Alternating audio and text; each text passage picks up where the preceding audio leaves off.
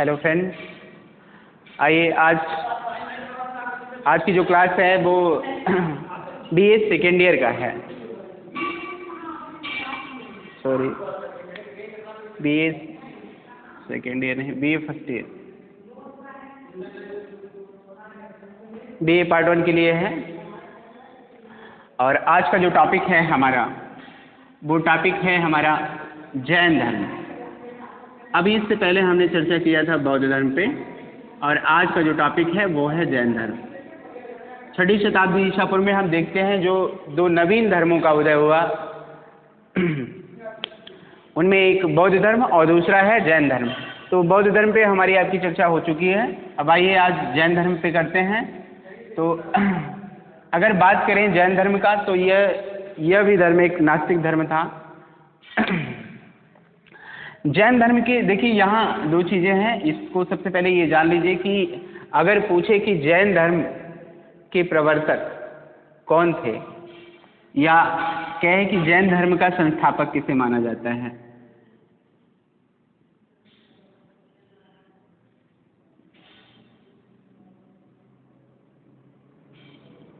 जैन धर्म का संस्थापक किसे माना जाता है, तो हो जाएंगे ऋषभदेव।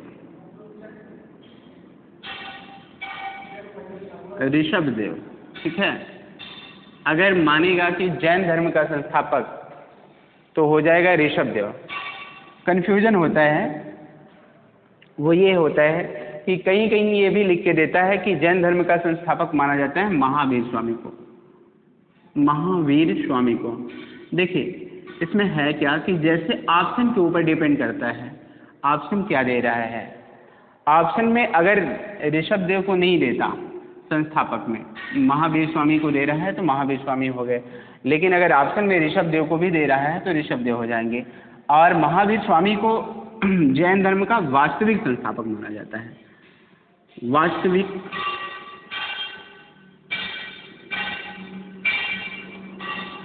वास्तविक संस्थापक अगर कहे, तब ये जानिएगा कि वास्तविक संस्थापक, तो वास्तविक संस्थापक कहेगा तब होंगे महावीर स्वामी। और अगर सिर्फ संस्थापक कह रहा है तो हो जाएंगे ऋषभदेव। इस क्वेश्चन को जानते रहिएगा, यहाँ कन्फ्यूजन होता है हमेशा, और कई बार हमने देखा है लोगों को कि बहुत ज़्यादा यहाँ पे कन्फ्यूज होते हैं। तो आपको कन्फ्यूज होने की ज़रूरत नहीं है। अगर ये कहे कि जैन धर्म के संस्थापक कौन थे, तो जैन धर्म के संस्थापक थे ऋषभदेव। एक नाम इनका और देता है, कभी कभी मान लीजिए ये नाम ना दे, ऋषभदेव नाम नहीं देता, तो फिर क्या देगा, तो ये जानते रहिएगा। अगर ऋषभदेव नाम नहीं देता तो इसकी जगह एक दूसरा नाम देगा, वो नाम है आदिनाथ। तो चाहे ऋषभदेव दे चाहे आदिनाथ, ठीक है, इन दोनों में से कोई भी एक नाम देगा। तो अगर संस्थापक की बात करेगा तो संस्थापक हो जाएंगे ऋषभदेव। लेकिन अगर वास्तविक संस्थापक की बात की जाएगी कि जैन धर्म का वास्तविक संस्थापक किसे माना जाता है, अगर वास्तविक संस्थापक की बात होगी तो ये जानते रहिएगा कि वास्तविक संस्थापक महावीर स्वामी को माना जाता है, ठीक है। तो यहाँ पर एक अंतर है, और इस अंतर को जानते रहिएगा। अगर इस अंतर को आप नहीं जानोगे तो यहाँ से आता हुआ क्वेश्चन भी आपका गलत हो जाएगा। चलिए, जैन धर्म में कुल कितने तीर्थंकर हुए हैं, तो सबसे पहले हम ये देख लेते हैं कि तीर्थंकर का अर्थ क्या होता है। जब अगर कोई भी शब्द आता है तो हम सबसे पहले उस शब्द के बारे में जानने की कोशिश करते हैं कि इसका अर्थ क्या होगा। तो सबसे पहले तीर्थंकर,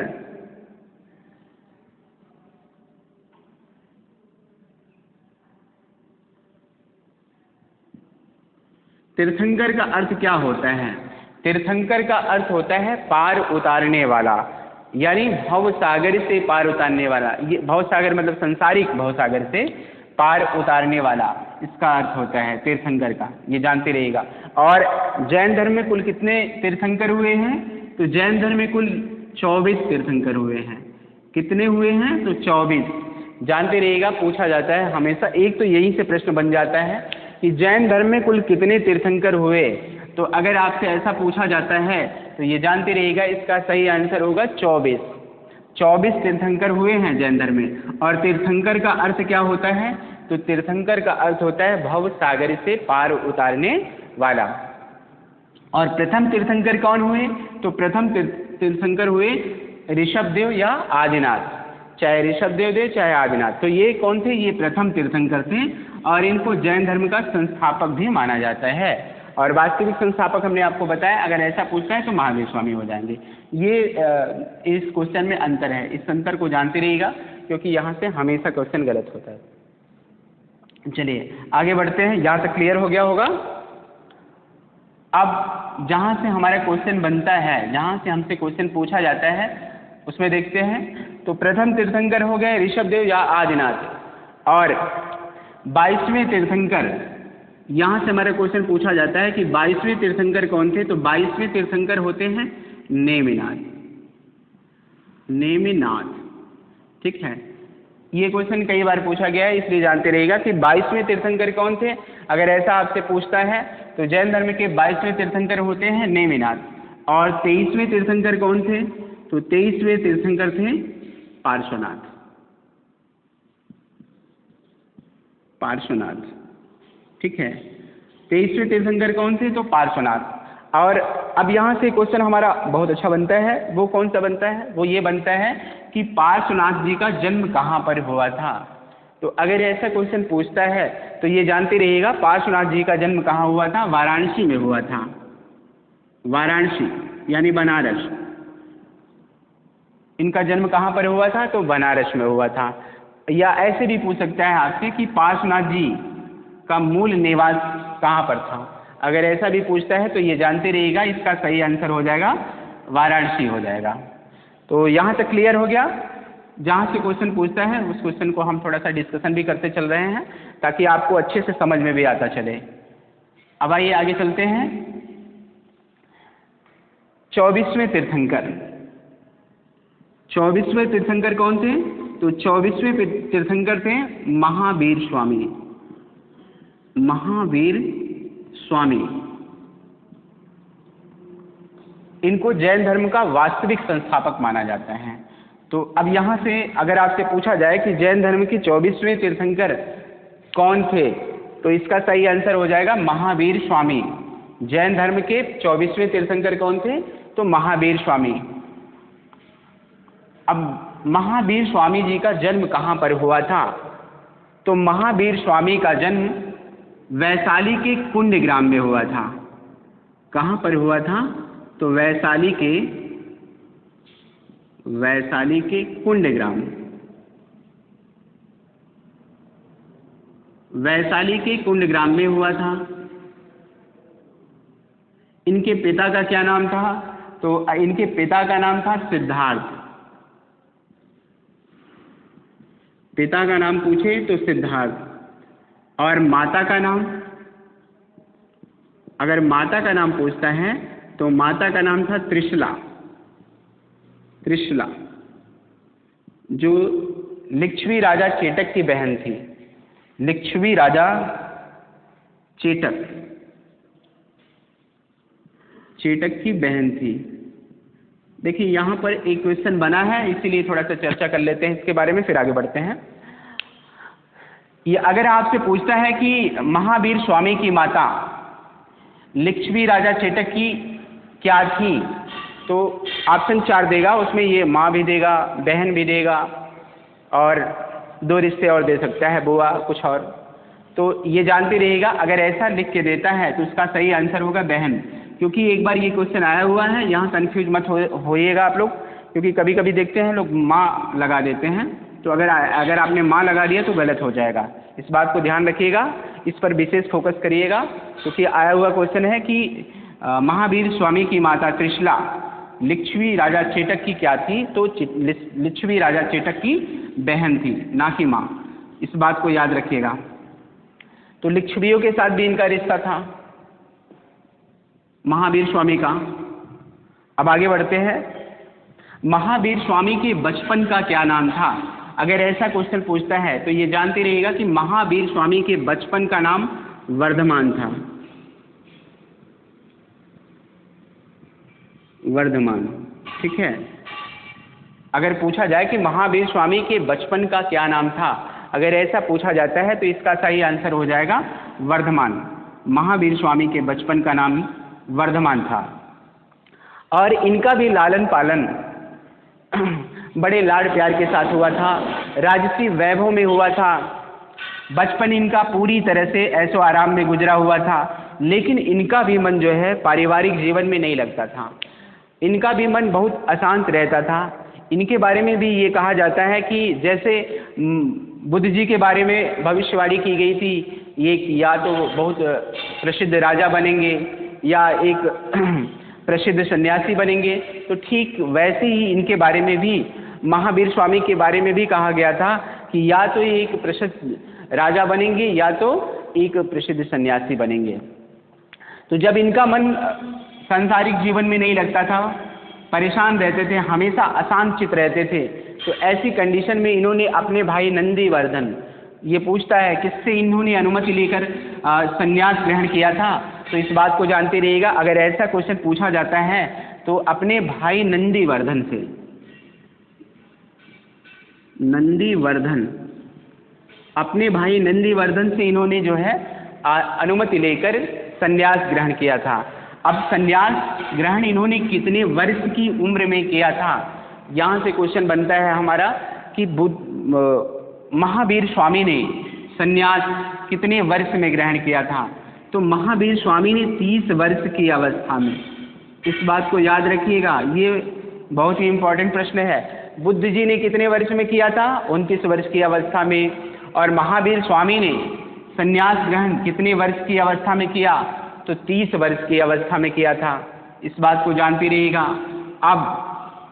अब ये पूछा जाता है कि इनकी पत्नी का क्या नाम था, महावीर स्वामी की पत्नी का क्या नाम था। अगर ऐसा क्वेश्चन आता है तो ये जानते रहिएगा, इनकी पत्नी का नाम था यशोदा। क्या नाम था?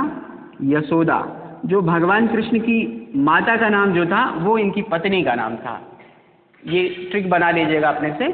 तो इनकी पत्नी का नाम क्या था? यशोदा। यहाँ देखिए कन्फ्यूजन होता है, महावीर स्वामी और बुद्ध जी में कन्फ्यूजन होता है। वो कन्फ्यूजन ये होता है, जो भी जहाँ आपको कन्फ्यूजन होता है, मैं लगे हाथ उसको बताता चल रहा हूँ, आप उसको नोट करते जाइएगा। तो यहाँ पर कन्फ्यूजन ये होता है कि कभी कभी महावीर स्वामी की माता का नाम और बुद्ध जी की माता में थोड़ा सा इधर उधर हो जाता है, उनका इसमें चला जाता है और इनका उसमें चला जाता है। तो इस बात को जरा सा विशेष इस पर फोकस करिएगा। और वही सेम इनकी पत्नी के साथ भी ऐसा होता है। तो अगर पूछे कि बुद्ध जी की पत्नी का क्या नाम था, तो उनकी पत्नी का नाम था यशोधरा। और इनकी पत्नी का क्या नाम था? तो इनकी पत्नी का नाम था यशोदा। थोड़ा सा मैच करता हुआ नाम है, इसलिए यहाँ कन्फ्यूजन होता है। तो इस बात को जानते रहिएगा कि महावीर स्वामी की पत्नी का क्या नाम था, तो इनकी पत्नी का नाम था यशोदा। ठीक है। और इनको एक पुत्री इनको एक पुत्री हुई थी जिसका नाम क्या था, ये भी कभी कभी पूछा जाता है कि महावीर स्वामी की पुत्री का क्या नाम था। तो इनकी पुत्री का नाम था अड़ोज्जा प्रियदर्शना। अड़ोज्जा, अड़ोज्जा, चाहे ये नाम दे दे चाहे प्रियदर्शना, प्रियदर्शना, कुछ भी नाम लिख के देगा। तो ये जानते रहिएगा कि अगर पूछे कि इनकी पुत्री का क्या नाम था, तो अड़ोज्जा अगर ये देता है तो आप ये लिख, इसका सही आंसर ये हो जाएगा। और मान लीजिए कभी कभी ये होता है कि ये नाम थोड़ा सा चेंज कर देता है, ये नाम नहीं देता, तो इसकी जगह क्या नाम देगा, तो प्रियदर्शना। ठीक है। दूसरा, ये दोनों नाम जानते रहिएगा। तो इनका विवाह किसके साथ हुआ था? तो इनका विवाह जो हुआ था वो जमाली के साथ हुआ था, जो महावीर स्वामी की बहन के लड़के थे, जमाली। जमाली, ये पूछा जा सकता है आपसे कि प्रियदर्शना, महावीर स्वामी की पुत्री प्रियदर्शना का विवाह किसके साथ हुआ था? तो इनका विवाह हुआ था जमाली के साथ। ठीक है। तो 30 वर्ष की अवस्था में महावीर स्वामी ने गृह त्याग किया था। और गृह त्याग के बाद इन्होंने जो वस्त्र पहन के गृह त्याग किया था, वही वस्त्र लगभग 13 महीने तक पहने रहे। 13 महीने तक जैसी अवस्था में ये घर से चले थे, वैसे ही उस वस्त्र को इन्होंने 13 वर्षों तक लगातार पहना। और उसके बाद 13 वर्षों के बाद जो है, सॉरी 13 वर्ष नहीं, 13 महीने, 13 महीने लगातार, 13 महीने लगातार ये वस्त्र पहने रहे। और उस 13 महीने के बाद इन्होंने इस वस्त्र को स्वर्ण बालुका नदी में, ये पूछा जा सकता है आपसे किस नदी में उन्होंने अपना ये वस्त्र त्याग किया था, तो स्वर्ण बालुका नदी में, स्वर्ण बालुका नदी में उन्होंने इस वस्त्र को त्याग कर उसी के बाद से ये आजीवन नग्न रहने लगे। उसी समय से इन्होंने वस्त्रों का परित्याग कर दिया। तो अगर आपसे पूछा जाए कि महावीर स्वामी ने अपने वस्त्र कहाँ पर त्याग किए थे, ये देखिए थोड़ा सा अंदर का क्वेश्चन है, वैसे इतना डीप में जाता नहीं, लेकिन बट पता नहीं कब कैसा क्वेश्चन बन जाए, तो इसलिए जो है इसको जानते रहिएगा। अगर ऐसा क्वेश्चन आपसे पूछता है तो उन्होंने स्वर्ण बालुका नदी में अपने वस्त्र का परित्याग किया था और इसी के बाद से वे आजीवन नग्न रहने लगे। अब उसके बाद ये निरंतर जो है ज्ञान की खोज में लगे रहे और 11 वर्षों की कठोर साधना के बाद, 11 वर्षों की कठोर साधना के बाद इनको ऋजुपालिका नदी के तट पर साल वृक्ष के नीचे, ये पूछा गया है कि किस वृक्ष के नीचे महावीर स्वामी को ज्ञान की प्राप्ति हुई। तो अगर ऐसा क्वेश्चन बनता है तो इसका सही आंसर हो जाएगा, किस नदी के तट पे पूछेगा तो हो जाएगा ऋजुपालिका नदी के तट पर,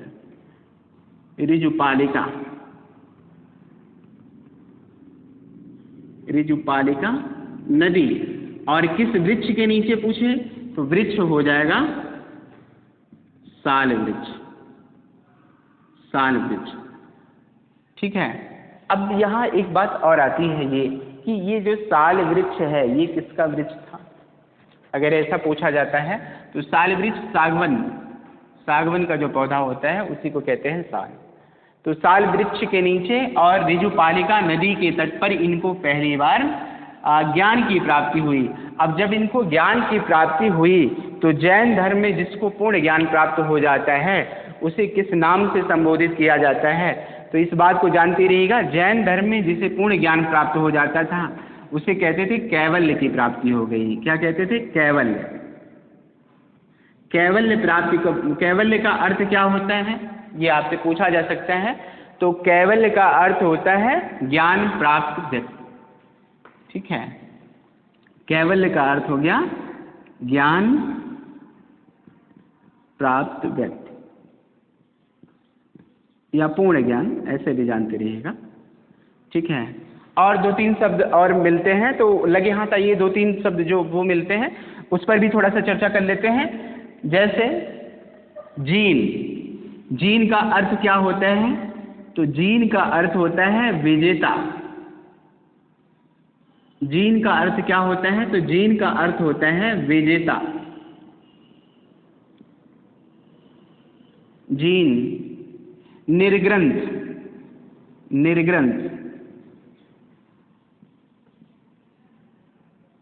निर्ग्रंथ का अर्थ क्या होता है, तो निर्ग्रंथ का अर्थ होता है बंधन रहित, ठीक है। अगर आपसे पूछे कि निर्ग्रंथ का अर्थ क्या होता है तो बंधन रहित, ठीक है। ये 2-3 शब्द हैं जैन धर्म में हमेशा पूछे जाते हैं, कैवल्य, जीन, निर्ग्रंथ, ठीक है। तो जीन पूछे तो जीन का अर्थ हो जाएगा विजेता, निर्ग्रंथ का मतलब होता है बंधन रहित और कैवल्य का अर्थ होता है पूर्ण ज्ञान प्राप्त, ठीक है। तो ये शब्द हमेशा पूछे जाते हैं तो इसलिए जानते रहिएगा। जैसे एक और होता है श्रावक, श्राविका, उपासक, उपासिका, ठीक है। तो ये जो जैन भिक्षु होते हैं उनको कहा जाता है। तो कभी अगर पूछे तो ये जानते रहिएगा, क्योंकि कभी कभी शब्दावलियों से ही क्वेश्चन आ जाता है। एक शब्द उठा दिया तो उसने ऐसे ही पूछ लिया कि जैन धर्म में कैवल्य का क्या अर्थ होता है। अगर ऐसा क्वेश्चन देता है और उसके बाद नीचे 4 ऑप्शन दे देगा, ABCD करके ऐसे 4 ऑप्शन दे देगा। 4 ऑप्शन में आपसे पूछेगा तो आप बता सकते हो। जब आपको पता रहेगा तो आप बता सकते हो, अदरवाइज ऐसे दिक्कत होगी आपको। तो ये जानते रहिएगा, ये शब्दावलियों से कभी भी चाहे जैसा क्वेश्चन बनाए पूछे तो जब आपको आता रहेगा तो कोई परेशानी नहीं होगी, ठीक है। चलिए आगे बढ़ते हैं। तो इनको ऋजुपालिका नदी के तट पर साल वृक्ष के नीचे कैवल्य की प्राप्ति हुई। कैवल्य यानी पूर्ण ज्ञान।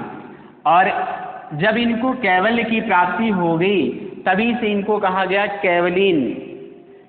कैवल्य की प्राप्ति होने के बाद महावीर स्वामी को कहा गया कैवलीन। देखिए, हमने आपसे इससे पहले ये चर्चा किया कि महावीर स्वामी के बचपन का क्या नाम था? वर्धमान। महावीर स्वामी के बचपन का नाम वर्धमान था। महावीर नाम इनको कैसे दिया गया? ये महावीर नाम इनका कैसे और कब पड़ा? अगर मान लीजिए थोड़ा सा डीप में जाए तो आपसे ये पूछ सकता है कि महावीर स्वामी का नाम महावीर कैसे पड़ा? तो इस बात को जानते रहिएगा। इंद्र की सभा से आए हुए एक देवता जिसका नाम होता है संगम, संगम नामक देवता होता है। जब ये साधना में बैठे हुए थे तो इनकी परीक्षा लेने के लिए आया था, और उसी ने जब इनकी परीक्षा ली और ये परीक्षा में जब उत्तीर्ण हो जाते हैं तो प्रसन्न होकर उसने इनको महावीर का नाम दिया था।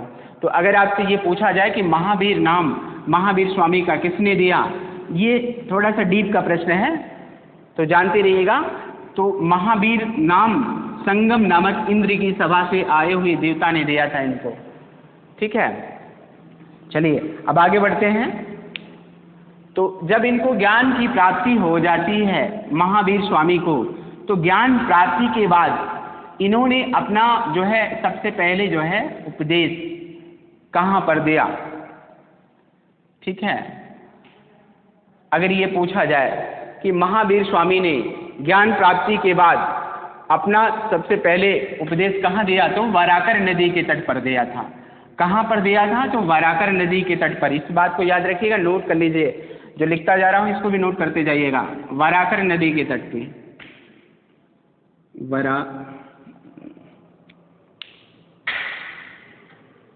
वाराकर नदी के तट पे,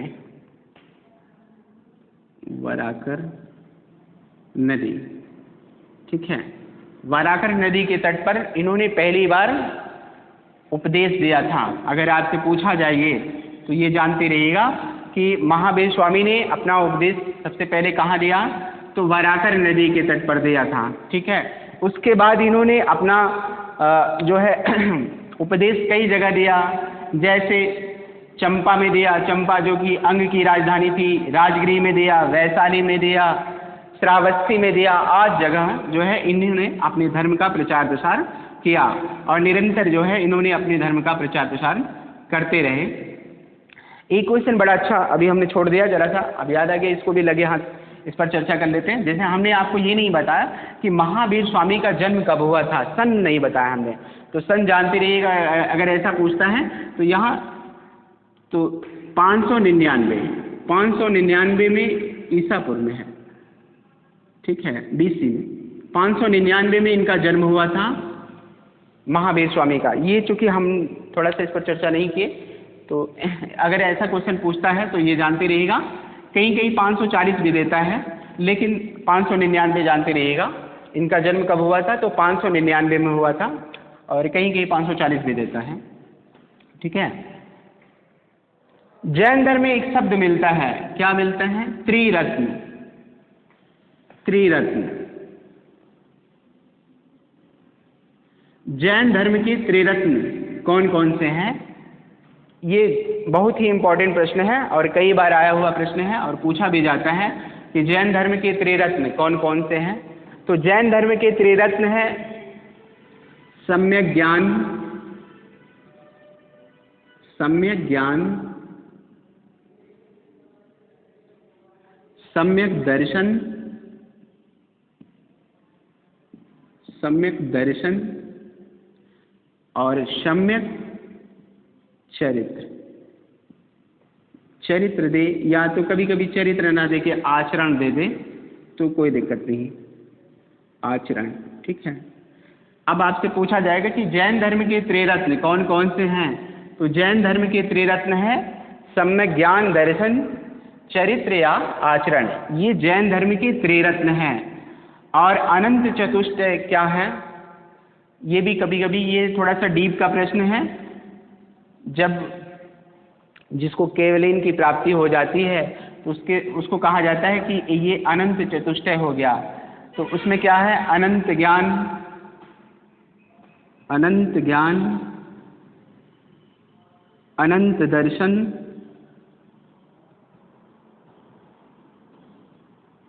अनंत दर्शन,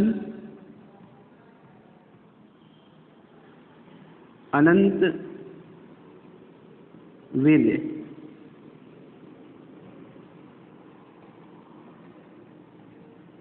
अनंत ज्ञान, अनंत दर्शन, अनंत वीर्य और अनंत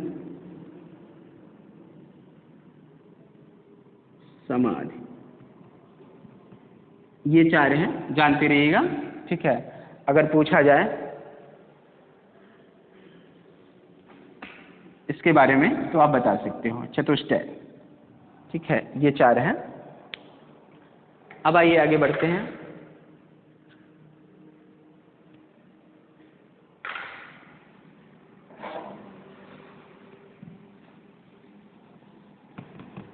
यहां तक क्लियर हो गया होगा।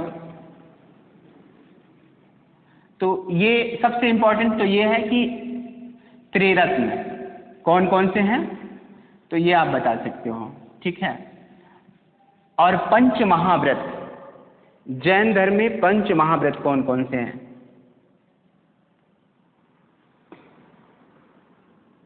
देखिए, यहाँ पर जो हमने चतुष्टय अभी बताया, यहाँ आपको ये कंफ्यूजन ये हो सकता है, तो लगे हाथ इस पर भी चर्चा कर लेते हैं, फिर आगे बढ़ते हैं, नहीं तो आप कंफ्यूज हो जाओगे। मान लीजिए अगर यहाँ देता है अनंत ज्ञान, अनंत दर्शन, अनंत सुख, अनंत वीर्य। मान लीजिए यहाँ पर आपको जैसे समाधि हमने बताया, उसको नहीं देगा, अनंत सुख देगा, तो उसकी जगह तो कंफ्यूज मत होइएगा, तो आप ये जानते रहिएगा, ये हो जाएगा अनंत सुख। तो यहाँ आप बिल्कुल कंफ्यूज मत होइएगा। ठीक है, आपको ये लगे कि सर ने यहाँ तो लिख दिया समाधि और इसमें दे रहा है सुख, तो यहाँ परेशान मत होइएगा, ये जानते रहिएगा दोनों। ठीक है, चलिए अब आगे बढ़ते हैं। पंच महाव्रत, जैन धर्म में पंच महाव्रत कौन कौन से हैं? तो जैन धर्म में पंच महाव्रत हैं। पहला है पंच महाव्रत। पंच महाव्रत कौन कौन से हैं? तो पहला है सत्य, दूसरा अहिंसा, तीसरा अस्तेय, चौथा अपरिग्रह और पांचवा है आपका ब्रह्मचर्य। तो पहला है सत्य, दूसरा है अहिंसा, तीसरा है अस्तेय, चौथा है अपरिग्रह और पांचवा है ब्रह्मचर्य। तो अगर आपसे पूछे कि ये जो पंच महाव्रत हैं जैन धर्म में, इसमें से चार महाव्रत किसने दिए हैं? तो चार दिए हैं पार्श्वनाथ जी ने। किसने दिया है? तो पार्श्वनाथ। पार्श्वनाथ जी ने सत्य, अहिंसा, अस्तेय और परिग्रह, ये चार के बारे में उल्लेख कहाँ मिलता है? तो ये इसका उल्लेख पार्श्वनाथ जी के से मिलता है। पार्श्वनाथ जी ने दिया है ये चारों। और ये पांचवा जो ब्रह्मचर्य है, ये आपसे पूछा जाएगा कि ब्रह्मचर्य को किसने जोड़ा? तो ब्रह्मचर्य को जोड़ा था महावीर स्वामी ने। किसने जोड़ा था? महावीर स्वामी ने। तो पांचवें व्रत को किसने जोड़ा था? तो महावीर स्वामी ने पांचवें व्रत को जोड़ा था। ब्रह्मचर्य यानी इसको किसने जोड़ा? तो महावीर स्वामी ने इसको जोड़ा था। तो जैन धर्म में पूछेगा पंच महाव्रत कौन कौन से हैं? तो सत्य, अहिंसा, अस्तेय का अर्थ क्या होता है? अस्तेय का मतलब होता है चोरी न करना, चोरी न करना, अस्तेय। और अपरिग्रह का मतलब होता है धन संचय न करना, धन संचय न करना। जानते रहिएगा, पूछा जा सकता है ये दोनों। तो अस्तेय का मतलब होता है चोरी न करना और अपरिग्रह का मतलब होता है धन संचय न करना। ठीक है, तो ये जैन धर्म के पंच महाव्रत हैं। ऐसे जैसे ये पंच महाव्रत हैं, वैसे ही पंच अणुव्रत होते हैं। वो अणुव्रत किसके लिए होते हैं? तो पंच अणुव्रत जो होते हैं वो गृहस्थों के लिए होते हैं। कि वो जैसे उपासक हो गया वो गृहस्थ आश्रम में रह के और इन पांचों का पालन करे, उसे क्या कहते हैं? पंच अणुव्रत कहते हैं। उसमें क्या है, वो कौन कौन से हैं? जब अगर पूछे तो जैसे सत्याणु, अहिंसाणु, अस्त्याणु, अपरिग्रहाणु, ब्रह्मचर्याणु, ये आखिरी में आणु लग जाता है तो ये क्या हो जाता है? अणुव्रत हो जाता है। देखिए उसका नाम ही है अणुव्रत, पंच अणुव्रत। तो अणुव्रत का मतलब अब जब इस नाम के साथ अणु लग जाता है तो वही हो जाता है अणुव्रत। पंच अणुव्रत ये किसके लिए है? ये अगर आपसे पूछता है तो ये जानते रहिएगा ये किसके लिए है? तो ये है आपका गृहस्थों के लिए। जो गृहस्थ आश्रम में, चूंकि ये थोड़ा सा सरल हो जाता है और ये थोड़ा टफ होता है, इसको करना बड़ा मुश्किल होता है, इसलिए गृहस्थों के लिए थोड़ा सा जैन धर्म में लचीला रुख अख्तियार किया गया। ठीक है। जैन धर्म में ये कहा जाता है कि जो जैन धर्म है वो अतिशय अहिंसावादी है। अतिशय अहिंसावादी का मतलब क्या होता है?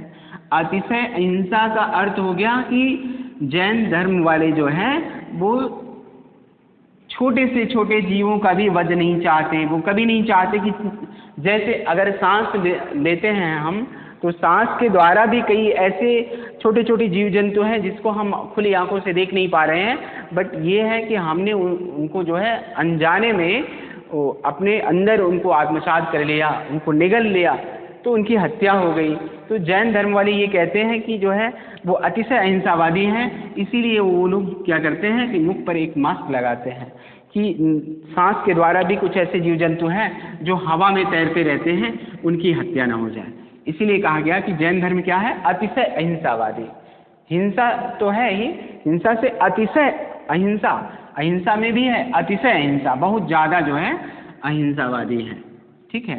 तो ये जानते रहिए कि जैन धर्म वाले कैसे हैं। अगर ऐसा क्वेश्चन पूछता है, अतिशय अहिंसावादी हैं। जैन धर्म में ईश्वर को नहीं माना गया, अनिश्वरवादी हैं। जैन धर्म वाले कैसे हैं?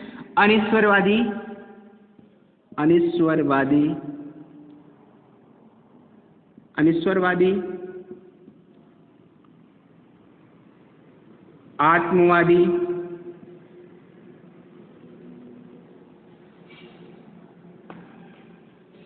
कर्मवादी। ठीक है। ये ईश्वर को नहीं मानते। जैन धर्म वाले अनिश्वरवादी हैं, मतलब ये ईश्वर को नहीं मानते। आत्मवादी, लेकिन आत्मा को मानते हैं। देखिए जैन धर्म और बौद्ध धर्म में यही अंतर है। जो बौद्ध धर्म है वो भी अनिश्वरवादी है, लेकिन वो क्या है? अनात्मवादी है। लेकिन जैन धर्म कैसा है? आत्मवादी, आत्मा को मानता है, और कैसा है? अनेकांतवादी। अनेकांत, अनेकांत का अर्थ हो गया, अनेकांतवादी का अर्थ हो गया कि अनेक आत्माओं को मानने वाला। जैन धर्म कैसा है? अनेकांतवादी है, अनेक आत्माओं को मानने वाला। और कर्मवादी, कर्म को भी मानता है। पुनर्जन्मवादी, पुनर्जन्म को भी मानता है। ये पुनर्जन्म को भी मानता है जैन धर्म। ठीक है। इस बात को जानते रहिएगा, यहाँ से भी का क्वेश्चन आ सकता है। ठीक है। तो इसको जानते रहिएगा, अगर आपसे पूछता है तो आप इसे बता सकते हो। ठीक है। चलिए अब आगे बढ़ते हैं। जैन धर्म में ये देखा गया कि आगे चलकर जब देखा गया तो इसमें जो है थोड़ा सा विभेद आ जाता है। तो जैन धर्म में प्रथम विभेद कब पड़ा? तो जैन धर्म में जो प्रथम विभेद पड़ा वो महावीर स्वामी के ज्ञान प्राप्ति के 14वें वर्ष, 14वें वर्ष। ठीक है। और ये विभेद किसके द्वारा पड़ा? तो ये विभेद उनके जो दामाद होते हैं जमाली के द्वारा। और जैन धर्म में जमाली प्रथम शिष्य कौन थे? महावीर स्वामी के अगर पूछे कि महावीर स्वामी के प्रथम शिष्य कौन थे, तो महावीर स्वामी के भी प्रथम शिष्य कौन थे? जमाली। ये महावीर स्वामी के प्रथम पहले शिष्य थे। और प्रथम जो विभेद पड़ता है वो 14वें वर्ष में पड़ता है। जमाली के द्वारा विभेद किया गया। किसके द्वारा? जमाली के द्वारा। और विभेद किस बात को लेकर हुआ? तो क्रियमाण सिद्धांत को लेकर। किसको लेकर हुआ? क्रियमाण, क्रियमाण सिद्धांत को लेकर। क्रियमाण सिद्धांत का मतलब क्या होता है? अगर आपसे ये पूछा जाए कि क्रियमाण का अर्थ क्या होता है, तो क्रियमाण का अर्थ होता है कि कार्य करने, जैसे ही कार्य करने का विचार अगर मन में आ गया तो कार्य करने का विचार मन में आना ही ये मान लिया जाता है कि कार्य पूरा हो गया। क्रियमाण, क्रिया करने का विचार मन में आना ही उस कार्य को पूरा मान लिया जाता है। जैसे उदाहरण में कि अगर चोरी करने का विचार मन में आ गया तो आप विचारों का मन में आना ही ये मान लिया जाता है कि ये कार्य रूप में परिणत हो गया। मतलब ये जैसे विचार हमारे मन में चोरी करने का आया तो हमने ये जैन धर्म में ये मान लिया जाता है कि हमने चोरी कर ली। तो विचारों से भी यहाँ पर जो है ये कहा गया कि आपको विचारों, ऐसा विचार भी मन में नहीं लाना चाहिए। अगर पाप करने का विचार आपके मन में आ गया तो इसका मतलब आप पाप के दोषी हो गए। तो विचारों में भी यहाँ आपके मन में विचार ऐसा नहीं आना चाहिए। इसीलिए तो कहा जाता है कि जैन धर्म अतिशय अहिंसावादी है। वो मन से भी ये हिंसा नहीं करना चाहता, वो अपने मन में भी हिंसा जैसी भावना नहीं लाना चाहता। तो यहाँ क्रियमाण सिद्धांत को लेकर ही महावीर स्वामी और जमाली, महावीर स्वामी और उनके प्रथम शिष्य जमाली के बीच में विवाद हो जाता है। तो अगर आपसे पूछा जाए कि महावीर स्वामी और जमाली में किस बात को लेकर विवाद हुआ था, तो यही क्रियमाण सिद्धांत को लेकर ही विवाद हुआ था। तो क्रियमाण सिद्धांत का अर्थ क्या होता है? तो क्रियमाण सिद्धांत का अर्थ यही होता है कि विचारों का मन में आना ही कार्य रूप में परिणत मान लिया जाता है। जैसे चोरी करने का विचार मन में आ गया, किसी प्रकार का कोई भी पाप करने का जो विचार मन में आया तो इसे ये मान लिया गया कि जैसे आपके मन में विचार आया तो वो कार्य रूप में परिणत मान लिया जाता है। कि आपने अगर ऐसा विचार लाया मन में, किसी के प्रति अगर ऐसा विचार आया तो वो उसको कार्य रूप में परिणत मान लिया जाता है। और इस बात को जब जमाली के साथ इनका विवाद हुआ इस बात को लेकर, तो इनसे अलग होकर जमाली ने एक नया सिद्धांत दे दिया। वो कौन सा सिद्धांत दिया? आपसे पूछा जा सकता है कि जब महावीर स्वामी से जमाली अलग हुए तो अलग होने के बाद उन्होंने कौन सा सिद्धांत दिया?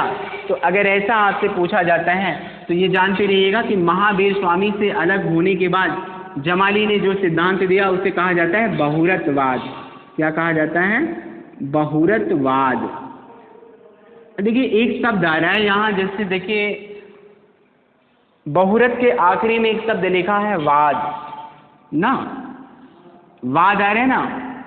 अब वाद मतलब जानते हैं, कहीं भी किसी के नाम के साथ अगर वाद लग गया, जैसे देखिए उदाहरण बताएं आपको, उदाहरण देखिए, उदाहरण, ये वाद का अर्थ क्या होता है इसको भी पहले जान लीजिए फिर उसको चर्चा करते हैं। वाद का अर्थ क्या होता है? उदाहरण देखिए, राष्ट्रवाद,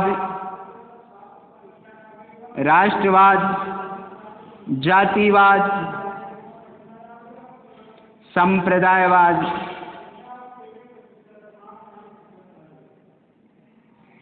आदि। ठीक है, देखिए ना सभी के साथ आखिरी में एक शब्द लगा हुआ है, क्या? वाद ना।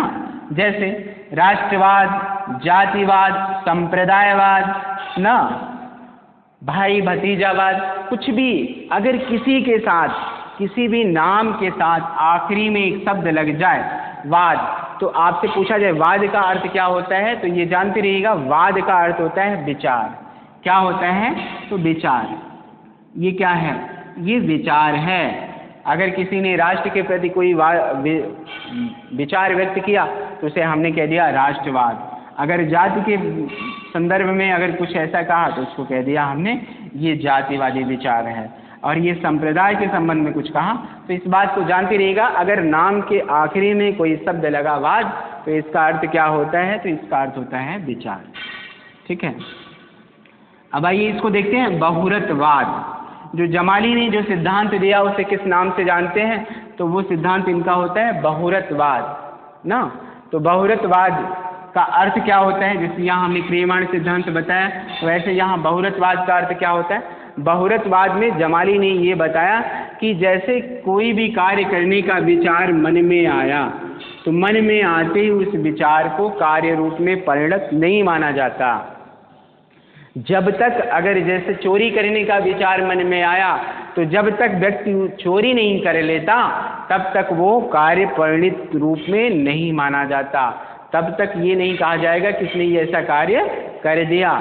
तो इनसे अलग होकर जमाली ने जो सिद्धांत दिया बहुरत्ववाद, उसमें यही बताया कि विचारों का मन में आना कार्य रूप में परिणत नहीं माना जाता, कि जब तक वो कार्य, जैसे जो विचार मन में आया उस विचार को जब तक वो कार्य रूप में परिणत नहीं कर देता, पूरा नहीं कर देता, तब तक उसको पूरा नहीं माना जाएगा। ठीक है, तो इस बात को जानते रहिएगा। पहले तो यही जान लीजिएगा कि जमाली ने कौन सा सिद्धांत दिया, बहुरत्ववाद। इसका अर्थ क्या होता है तो आप ऐसे बता सकते हो। ठीक है, आशा करता हूँ कि कोई दिक्कत नहीं होगी, समझ में आ जाएगा, थोड़ा सा क्लिष्टता है बस। ठीक है, तो प्रथम विभेद जो हुआ वो किसके द्वारा हुआ, तो जमाली के द्वारा हुआ। कब हुआ, 14वें वर्ष में, और इसके ठीक 2 वर्ष बाद फिर दूसरा विभेद 16वें वर्ष में हुआ। इसके 2 वर्ष बाद 16वें वर्ष में किसने किया, तो तीसगुप्त ने किया था। किसने किया, तीसगुप्त ने। 30, ठीक है, इसने किया था 16वें वर्ष में। ठीक है, तो ये जानते रहिएगा। ठीक है, दूसरा जो है जैन धर्म में किसने किया था, तो तीसगुप्त ने किया था। ठीक है, अब देखिए महावीर स्वामी की मृत्यु के बाद जैन धर्म का अध्यक्ष किसे बनाया गया। महावीर स्वामी की मृत्यु के बाद जैन धर्म का अध्यक्ष कौन बना, तो सुधर्मन। कौन था, सुधर्मन। ठीक है, सुधर्मन। महावीर स्वामी के मृत्यु के बाद अध्यक्ष कौन बना था, सुधर्मन। ठीक है, और उसके बाद महावीर स्वामी की मृत्यु के बाद ये कहा गया कि जब मगध में लगभग 12 वर्षों का घोर अकाल पड़ जाता है ना, तो उस अकाल के दौरान ही ये कहा गया कि जो जैन धर्म के 2 अनुयायी होते हैं जो बाद में अध्यक्ष भी बनाए जाते हैं, एक होते हैं स्थूलभद्र और दूसरे कौन होते हैं, भद्रबाहु। ये दोनों जैन आचार्य होते हैं, जैन आचार्य। ये दोनों जैन आचार्य होते हैं। जब 12 वर्षों का मगध में घोर अकाल पड़ जाता है तो ऐसी अवस्था में स्थूलभद्र तो मगध में ही रुक जाते हैं। ठीक है, ये मगध में ही रहते हैं, लेकिन जो भद्रबाहु होते हैं ये अपने शिष्यों के साथ चले गए कहाँ, दक्षिण भारत चले गए, कर्नाटक। कहाँ चले गए, कर्नाटक में चले गए। और ये कर्नाटक में जाने के बाद वहाँ पर ये रहे, और जब ये वापस आए तो आने के बाद यहाँ पर क्या देखा कि जैन धर्म में क्या होता है कि यहाँ पर थोड़ा सा देखा इन्होंने कि विभेद हो जाता है। अब जो स्थूलभद्र थे इन्होंने क्या किया कि जैन धर्म में थोड़ा सा नवीन विचारधाराओं को माना। ठीक है, इसीलिए जैन संप्रदाय में एक फूट पड़ जाता है, और फूट पड़ के यहाँ पर 2 भागों में डिवाइड होकर बन गया। कौन कौन सा, एक बना दिगंबर, दूसरा बना श्वेतांबर। दिगंबर और दूसरा बना श्वेतांबर। ठीक है, अब 2 संप्रदायों में जैन धर्म विभक्त हो जाता है, एक दिगंबर और दूसरा श्वेतांबर। तो दिगंबर को कौन मानता था और श्वेतांबर को कौन मानता था, तो दिगंबर को कौन मानता था, भद्रबाहु। ये जैन धर्म के पुराने नियम, विधि विधान, परंपराओं को मानते थे। और इन्होंने, स्थूलभद्र ने क्या किया कि ये थोड़ा सा जैन धर्म में परिवर्तन करके नए विचारों को उसने आत्मसात किया। तो इन्होंने किसको माना, श्वेतांबर को। अब इसमें देखिए अंतर क्या है, श्वेतांबर और दिगंबर में अंतर क्या है। तो श्वेतांबर और दिगंबर में मुख्य अंतर ये होता है कि दिगंबर का अर्थ होता है दिशाएं ही जिनका अंबर हो, उन्हें क्या कहा जाता है, दिगंबर कहा जाता है। और श्वेतांबर का अर्थ जो सफेद वस्त्र धारण करते हैं उनको क्या कहा गया? श्वेतांबर। जो सफेद वस्त्र, देखिए श्वेतांबर, अंबर जो जिसको हम ऊपर से धारण करते हैं, और श्वेत का मतलब हो गया सफेद। तो सफेद वस्त्र को जो धारण करते हैं उनको क्या कहा गया? श्वेतांबर। तो श्वेतांबर को कौन मानता था? श्वेतांबर संप्रदाय का आचार्य कौन था? यहाँ से आपसे क्वेश्चन पूछा जाएगा कि श्वेतांबर संप्रदाय के आचार्य कौन थे, तो ये हो जाएंगे स्थूलभद्र। श्वेतांबर संप्रदाय के आचार्य कौन थे? तो स्थूलभद्र ये श्वेतांबर को मानते थे, ठीक है। और जो भद्रबाहु थे ये किसको मानते थे? भद्रबाहु जी दिगंबर संप्रदाय को मानते थे, ठीक है। तो दिगंबर संप्रदाय के आचार्य कौन थे? भद्रबाहु। ये क्वेश्चन जानते रहिएगा, बड़ा इंपॉर्टेंट प्रश्न है, ये पूछा जाता है आपसे। तो और ये जो विभाजन हुआ, ये मगध में जब 12 वर्षों का घोर अकाल पड़ता है, तो उसी दौरान, चूंकि हमने आपसे चर्चा किया इसके बारे में कि स्थूलभद्र जो है ये यही रुक जाते हैं, और ये भद्रबाहु जी चंद्रगुप्त मौर्य को अपने साथ लेकर कहाँ चले जाते हैं? दक्षिण भारत में श्रवणबेलगोला, और वहीं दक्षिण भारत कर्नाटक श्रवणबेलगोला में ही संलेखना पद्धति या संथारा पद्धति से चंद्रगुप्त मौर्य ने अपने प्राण का परित्याग किया था। तो ये भी क्वेश्चन पूछा जाता है कभी कभी, चंद्रगुप्त मौर्य किस धर्म का अनुयायी था? तो ये जानते रहिएगा, चंद्रगुप्त मौर्य जैन धर्म के अनुयायी थे, जैन धर्म को मानने वाले थे, ठीक है। तो जैन धर्म, और वहीं पर एक चंद्रगिरी पहाड़ी भी है, कहाँ पर? कर्नाटक में है, श्रवणबेलगोला के पास ही चंद्रगिरी पहाड़ी पर इन्होंने संलेखना पद्धति के द्वारा अपने प्राणों का परित्याग किया था। अगर ऐसा पूछा जाता है तो आप बता दीजिएगा, फिर आगे चलेंगे तब उसके बारे में चर्चा करेंगे मौर्य वंश में, ठीक है। तो यहाँ क्लियर हो गया।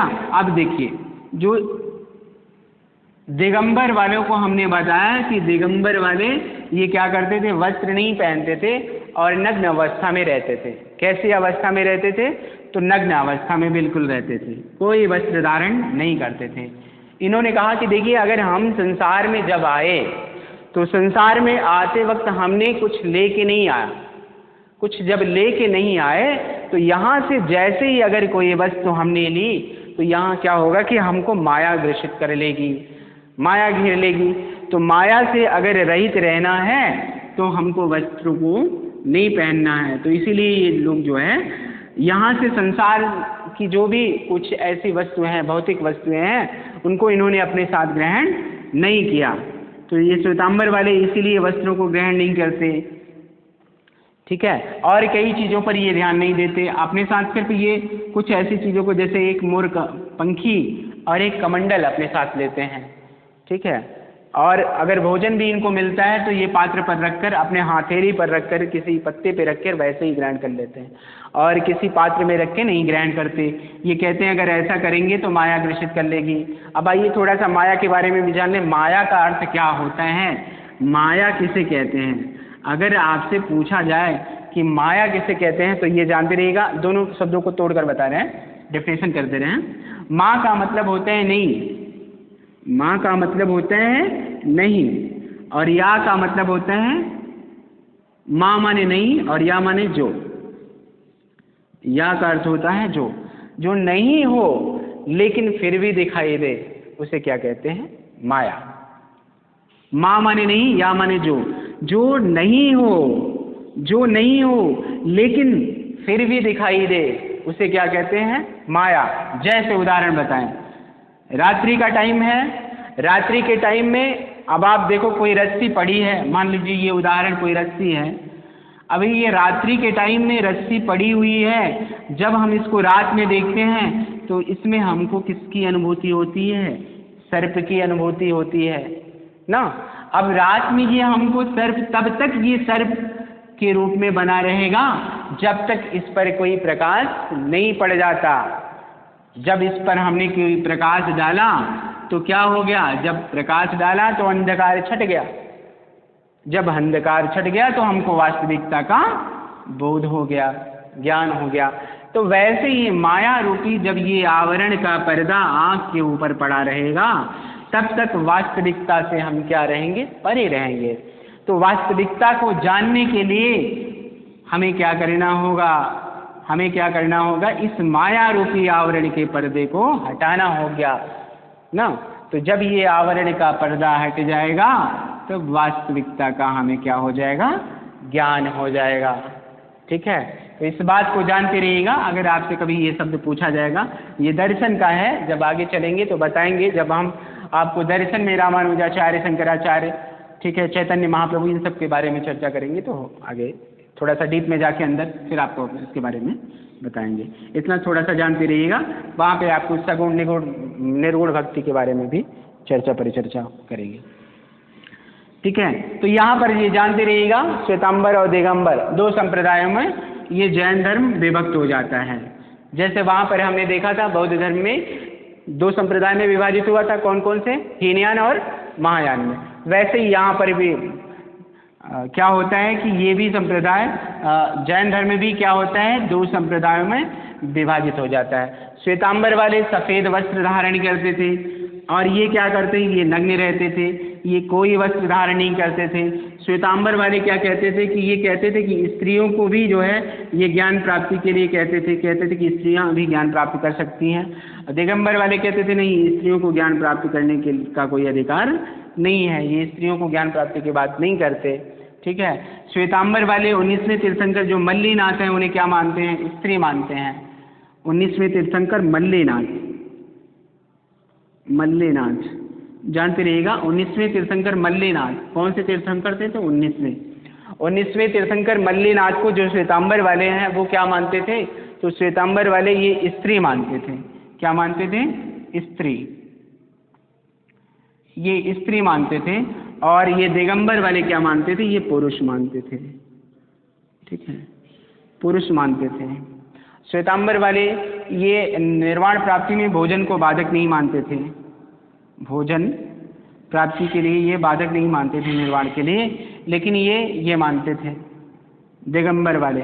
ठीक है, ये भोजन प्राप्ति को बाधा मानते थे।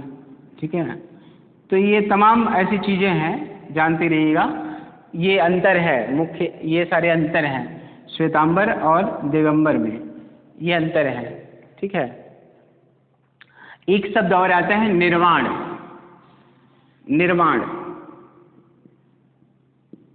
निर्वाण का अर्थ क्या होता है, तो ये जानते रहिएगा, निर्वाण का अर्थ होता है बुझ जाना। ठीक है, जैसे हिंदू धर्म में मोक्ष, ठीक है, तो वैसे ही मोक्ष के जैसा यहाँ पर भी है निर्वाण। हमने आपसे इसके बारे में एक बार चर्चा की थी जब बौद्ध धर्म के बारे में पढ़ा रहे थे, तो निर्वाण के बारे में हमने बताया था कि बौद्ध धर्म में जो निर्वाण होता है वो जीवन काल में होता है। बौद्ध धर्म में निर्वाण कब मिलता है, जीवन काल में मिलता है। लेकिन जैन धर्म में निर्वाण की प्राप्ति कब होती है, तो जैन धर्म में निर्वाण की प्राप्ति मृत्यु के बाद होती है। कब होती है, तो मृत्यु के बाद। जैन धर्म में निर्वाण की प्राप्ति कब होती है, तो मृत्यु के बाद निर्वाण की प्राप्ति होती है।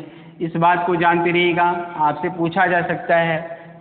ठीक है, अब आइए थोड़ा सा आगे बढ़ते हैं। एक क्वेश्चन और बड़ा अच्छा है, वो आपसे पूछा जा सकता है कि महावीर स्वामी की मृत्यु कितने वर्ष की अवस्था में हुई थी, तो 72 वर्ष की अवस्था में। कितने वर्ष की अवस्था में हुई थी, अगर ये क्वेश्चन आपसे पूछे तो इस बात को जानते रहिएगा कि कितने वर्ष की अवस्था में हुई थी, तो 72 वर्ष की अवस्था में। कितने वर्ष की अवस्था में, तो 72 वर्ष की अवस्था में।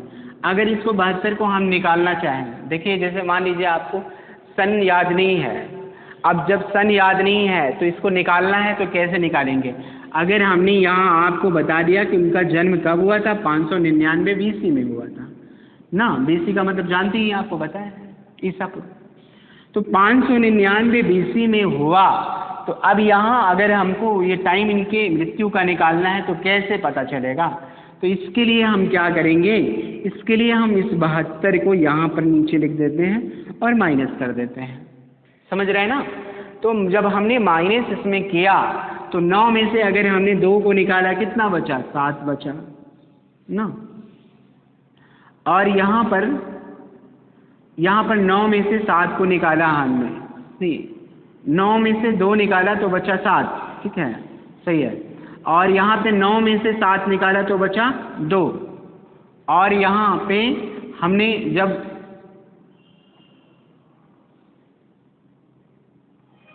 कुछ गलत हो रहा है क्या?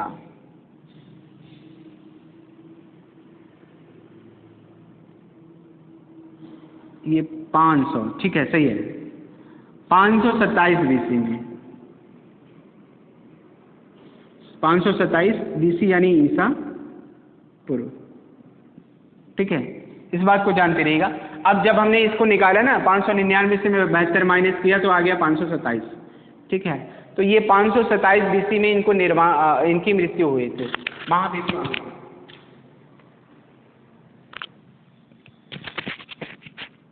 ठीक है, अगर आपसे पूछता है तो ये जानते रहिएगा 599 BC में जन्म हुआ और 72 वर्ष ये जिंदा रहे, तो 72 वर्ष को हमने इसमें अगर माइनस कर दिया तो आ गया आपका 527 BC। 527 BC। अब कहीं कहीं इसमें जो हमने आपको बताया ना, थोड़ा सा कंफ्यूजन ये होता है कि मान लीजिए 599 नहीं देता तो कहीं कहीं इनका 540 मानता है, 540 BC मानता है ना। अब देखिए 540 BC अगर माने तो 540 में से अब इसमें निकाले 72 तो कितना हो जाएगा, अब इसमें 72 निकाले, ठीक है।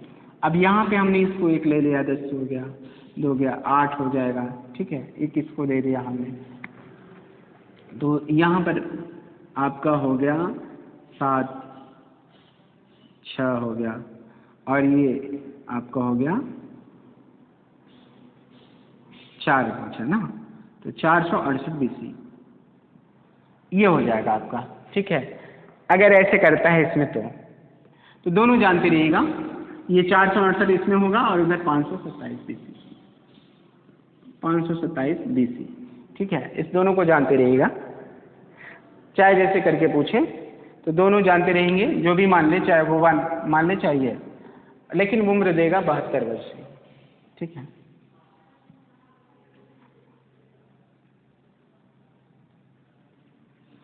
तो 2 संप्रदायों में विभाजित हो गया, श्वेतांबर और दिगंबर, ठीक है। तो ये चीज़ें आशा करता हूँ आपको समझ में आ गया होगा जैन धर्म के बारे में। आप कुछ आइए थोड़ा सा क्वेश्चन डिस्कशन भी कर लें, लगे हाथ इस टॉपिक से 4-10 क्वेश्चन डिस्कशन कर लें। जैसे पहला क्वेश्चन अगर आपसे पूछा जाता है, ठीक है, जैन धर्म से संबंधित, तो पहला क्वेश्चन अगर आपसे पूछा जाएगा तो पहला क्वेश्चन यही पूछा जाएगा कि महावीर स्वामी का जन्म। देखिए प्रश्न पहला है, अगर आपसे पूछे कि महावीर स्वामी का जन्म, महावीर स्वामी का जन्म कब हुआ था, ठीक है। ऐसा क्वेश्चन पूछेगा, 4 ऑप्शन देगा, A B C D ना, ऐसे करके देगा। इसमें दे देगा आपका 599 BC, और यहाँ 480 BC, और यहाँ 360, यहाँ दे देगा आपका 500, ऐसे करके 4 ऑप्शन देगा, ठीक है।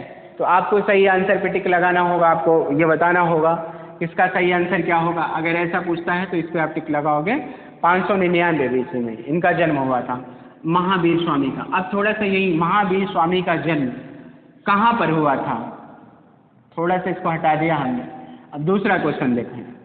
दूसरा क्वेश्चन अगर पूछे कि महावीर स्वामी जी का जन्म कहाँ पर हुआ था, अगर ऐसा क्वेश्चन पूछता है तो इसका सही आंसर क्या होगा, कुंडग्राम में, कुंडग्राम ना। जैसे मान लीजिए 4 ऑप्शन देता है, A Kundagram, B Vaishali, Vaishali, C चंपा, और D बनारस,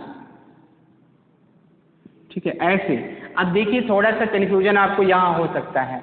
यहाँ आपको कन्फ्यूजन क्या होगा, वो आपको ये कन्फ्यूजन होगा कि यहाँ पे 2 नाम दिया है, एक तो दिया है वैशाली और दूसरा नाम दिया है कुंडग्राम ना। तो यहाँ पे आपको कन्फ्यूजन ये हो रहा होगा कि इनका जन्म कहाँ लगाएं, किस पे टिक करें। तो ये हमने आपको इसमें जब पढ़ाते हुए तभी हमने आपको बताया, पढ़ाते हुए ही हमने बताया था कि इनका जन्म कहाँ हुआ था, वैशाली के कुंडग्राम में ना, वैशाली के कुंडग्राम। तो जब इसमें कुंडग्राम दिया है तो हमारा सही आंसर क्या हो जाएगा, कुंडग्राम। वैशाली नहीं लगाएंगे, अगर हमने वैशाली को लगा दिया तो हमारा आंसर क्या हो जाएगा, गलत हो जाएगा। क्योंकि वैशाली की कुंडग्राम जो जगह है एग्जैक्ट जहाँ पर उनका जन्म हुआ वो जगह कौन सी थी? कुंडग्राम। तो हमारा सही आंसर क्या होगा? कुंडग्राम। इस बात को जानते रहिएगा, ये यहाँ कंफ्यूज मत होइएगा। अगर आप कंफ्यूज हो जाएंगे तो ये जानते हुए भी क्वेश्चन हमारा क्या हो जाएगा? गलत हो जाएगा। तो इसका सही आंसर क्या होगा? कुंडग्राम। ठीक है, क्लियर हो गया? अब आइए आगे बढ़ते हैं। ये तो हो गया इनके जन्म और जन्म कहाँ हुआ इससे। ठीक है, अब अगर क्वेश्चन पूछे अगला, जितने भी क्वेश्चन आ सकते हैं सारे क्वेश्चन पे डिस्कशन कर लेते हैं लगे हाथ। अब देखिए अगला पूछे कि महावीर स्वामी की माता का क्या नाम था?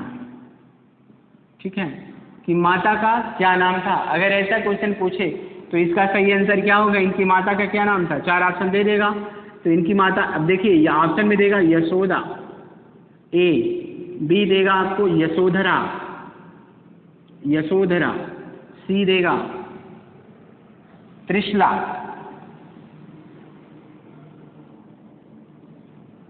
और डी देगा माया। तो इसका सही आंसर क्या होगा? त्रिशला। महावीर स्वामी की माता का क्या नाम था? इनकी माता का क्या नाम था? तो त्रिशला हो जाएगा। इनकी माता लिच्छवी नरेश चेटक की क्या थी? इनकी माता जो है लिच्छवी नरेश चेटक की क्या थी? अब ऑप्शन देगा 4, माता, बी देगा बहन, सी देगा बुआ, और डी कोई नहीं। ठीक है, तो क्या थी? बहन। माता मत लगाइएगा नहीं तो गलत हो जाएगा। बार बार इसको बता रहे हैं, ये बहुत ही इंपॉर्टेंट प्रश्न है और यहाँ कंफ्यूजन होता है, इस कंफ्यूजन को दूर कर लीजिएगा। महावीर स्वामी की जो माता थी त्रिशला, वो लक्ष्मी नरेश चेटक की क्या थी? बहन थी। ठीक है, माता नहीं थी और ना तो पुत्री। एक और कहीं कहीं देता है, जैसे यहाँ पे हो गया बुआ और यहाँ पे हो जाएगा पुत्री। ठीक है, तो पुत्री नहीं थी, क्या थी? बहन थी। ठीक है, इस बात को, ना माता थी ना पुत्री थी, क्या थी? बहन थी। ठीक है, तो ये जानते रहिएगा। अगला क्वेश्चन, महावीर स्वामी की पत्नी का क्या नाम था? ये तो हो गया माता का नाम। अब पूछेगा कि इनकी पत्नी का नाम क्या था? तो इनकी पत्नी का नाम अगर पूछता है तो ये जानते रहिएगा, इनकी पत्नी का नाम क्या था? यशोदा। यशोदा। महावीर स्वामी की पत्नी का क्या नाम था? तो इनकी पत्नी का नाम था यशोदा। ये क्वेश्चन हो गया। अब अगला क्वेश्चन पूछेगा कि महावीर स्वामी ने कितने वर्ष की अवस्था में गृह त्याग किया था? तो ये इसका सही आंसर क्या हो जाएगा? 30 वर्ष की अवस्था में। कितने वर्ष? तो 30 वर्ष की अवस्था में। इनके बचपन का क्या नाम था? महावीर स्वामी के बचपन का नाम क्या था? तो सही आंसर क्या हो जाएगा? वर्धमान। इनके बचपन का क्या नाम था? तो इनके बचपन का नाम था वर्धमान। किससे अनुमति ली थी? तो भाई नंदीवर्धन से। किससे अनुमति ली थी? भाई नंदीवर्धन से। इस बात को जानते रहिएगा क्योंकि यहाँ से क्वेश्चन पूछा जा सकता है। ठीक है, और कहाँ पर अपने वस्त्र का परित्याग किया था? तो यहाँ पर ये स्वर्ण बालुका नदी में। कहाँ पर?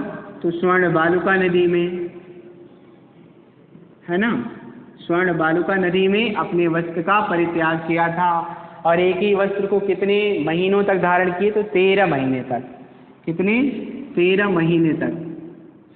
13 महीने तक इन्होंने एक ही वस्त्र धारण किया। ठीक है, इनको ज्ञान की प्राप्ति कहाँ पर हुई? तो ऋजुपालिका नदी के तट पर हुई ना। किस वृक्ष के नीचे हुई? तो साल वृक्ष के नीचे हुई थी। किस वृक्ष के नीचे? तो साल वृक्ष के नीचे। सब इम्पोर्टेंट प्रश्न बता रहे हैं। साल वृक्ष के नीचे हुई। ठीक है, और जब इनको ज्ञान की प्राप्ति हुई तो किस नाम से जाना जाता है? वो कैवल्य के नाम से। क्या? कैवल्य। कैवल्य का अर्थ क्या होता है? तो पूर्ण ज्ञान प्राप्त ना, कैवल्य। ठीक है, ये जानते रहिएगा, ये आपसे पूछा जा सकता है कि कैवल्य का अर्थ क्या होता है।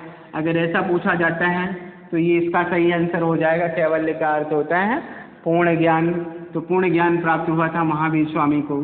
ठीक है, अब उसके बाद अगला, महावीर स्वामी का प्रथम शिष्य कौन था?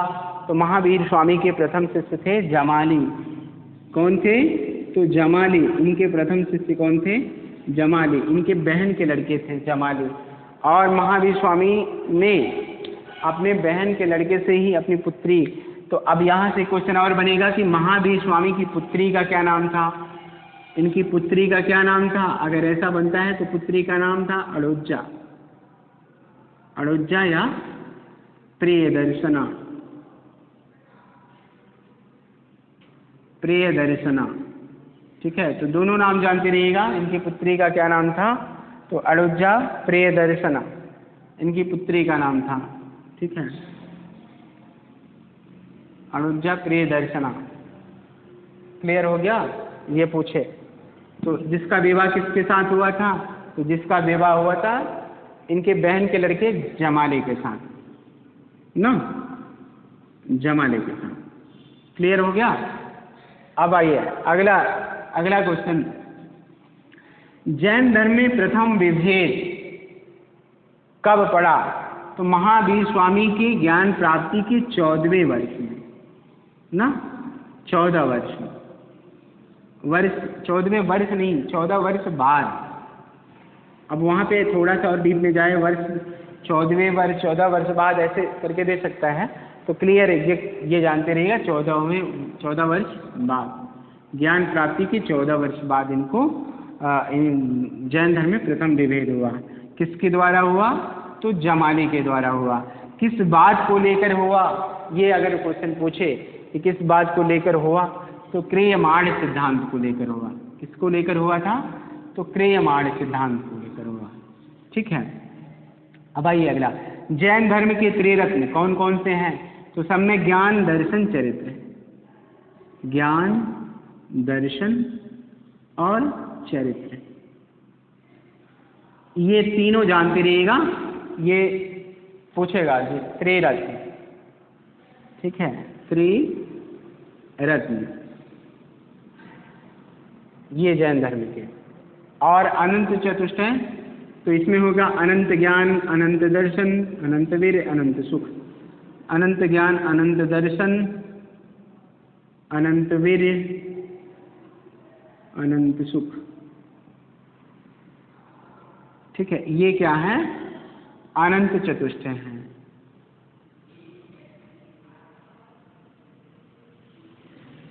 ठीक है, अनंत चतुष्टय।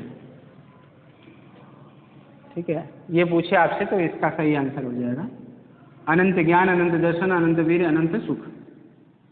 ठीक है, ये सारे इंपॉर्टेंट प्रश्न हैं। जैन धर्म के दो संप्रदाय कौन कौन से थे? एक श्वेतांबर और दूसरा क्या था? दिगंबर। श्वेतांबर को मानने वाले आचार्य कौन थे? तो श्वेतांबर को थे स्थूलभद्र। कौन थे? स्थूलभद्र भद्र। और ये थे श्वेतांबर के। और दिगंबर के कौन थे? दिगंबर भद्रबाहु। ठीक है, तो यहाँ से भी क्वेश्चन आपसे पूछा जा सकता है कि श्वेतांबर के आचार्य कौन थे? तो श्वेतांबर के थे स्थूलभद्र और दिगंबर के थे भद्रबाहु। ठीक है, क्लियर हो गया? तो ये सारी चीजें आपको समझ में आ गई होंगी। जैन धर्म से ऐसे क्वेश्चन भी आ सकते हैं, आपसे पूछे जा सकते हैं। ठीक है, तो चाहे जैन धर्म से अब चाहे जैसा भी क्वेश्चन बनाए, तो आशा करता हूँ, उम्मीद रखता हूँ कि जैसे भी क्वेश्चन बनाएगा आप उसका सही आंसर दे सकते हो, तो आपको कोई दिक्कत नहीं हो सकती यहाँ से। ठीक है, अब चलिए, अब नेक्स्ट टाइम में इसके आगे जो अगला टॉपिक है हमारा उस पर चर्चा करेंगे। ठीक है,